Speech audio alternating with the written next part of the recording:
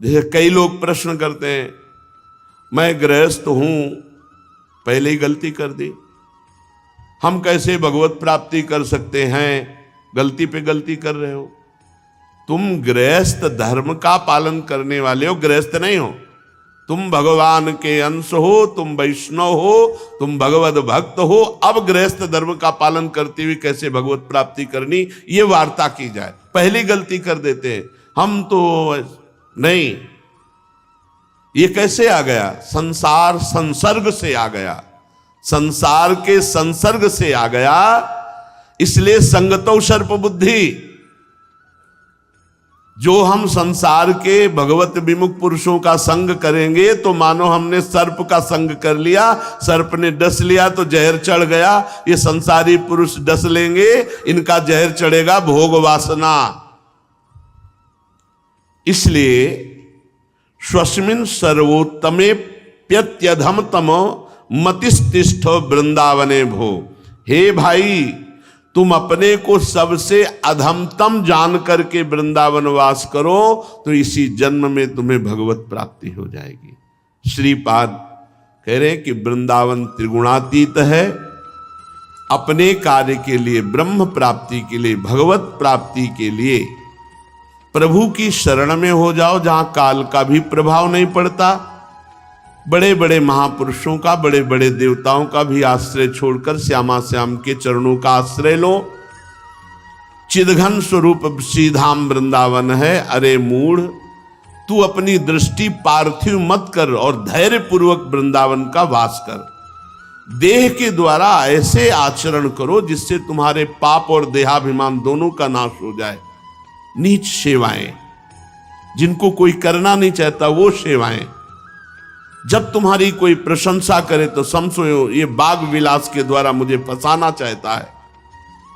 जब तुम्हारे पास संपत्ति आवे तो समझो कूड़ा करकट फेंका गया है, ये कोई खास बात नहीं है।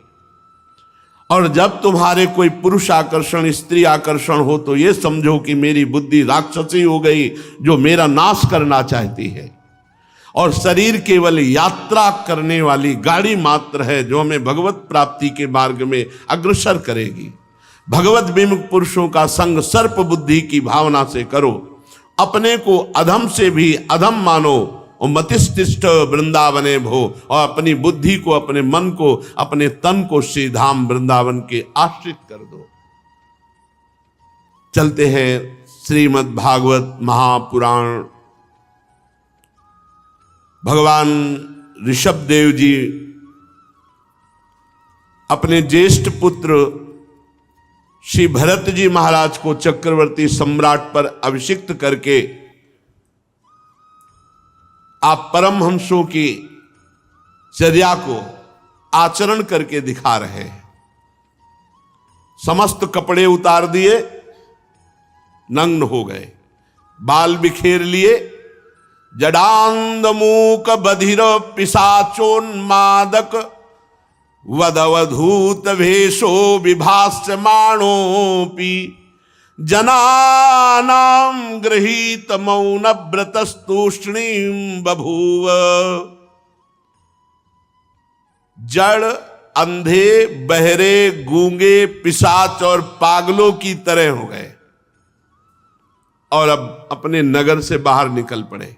दिगंबर, कोई वस्त्र नहीं, बाल बिखेर लिया, मानो कोई जड़ हो, अंधा हो, बहरा हो, गूंगा हो, पिशाचवत, पागलवत अपने अवधूत वृत्ति।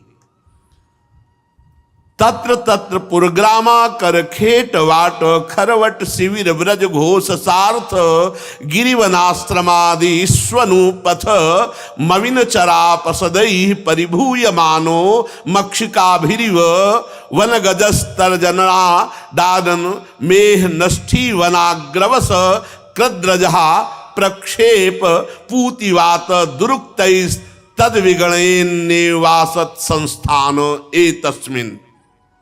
जब वो निकलते तो लोग उनको पागल समझ करके कोई ईंट मारता, कोई पेशाब कर देता, दुरुक्तई कोई गाली देता, कोई थूक देता, कोई ढेला मारता, कोई बिष्ठा, कोई पकड़ करके उनको उनके मुख के सामने अधोवायु छोड़ता है। ये तिरस्कार। कौन है ये? भगवान ऋषभदेव। ऐसा अवधूतों की स्थिति होती है, उस अवधूत परमहंस स्थिति का आचरण करके दिखा रहे हैं। ये जो विरक्त होकर के मौन आश्रय लेकर के विचरण करते हैं, उनको ये प्रसाद जरूर मिलता है। अपने लोगों को मिला है प्रसाद। ये गाली मिलना, मार पिटाई मिलना, धक्का मारना, नाना प्रकार के कटु वचन कहना, कई दिन भूखे रहना, नाना प्रकार के क्लेश ये मिलते हैं। जरा भी इन बातों पर ध्यान ना देते हुए, ये शरीर असत्य है, जितनी चेष्टाएं हैं ये सब भ्रम है, किंचन मात्र शरीर में अहमता ममता नहीं। बस यही सूत्र काम करता है।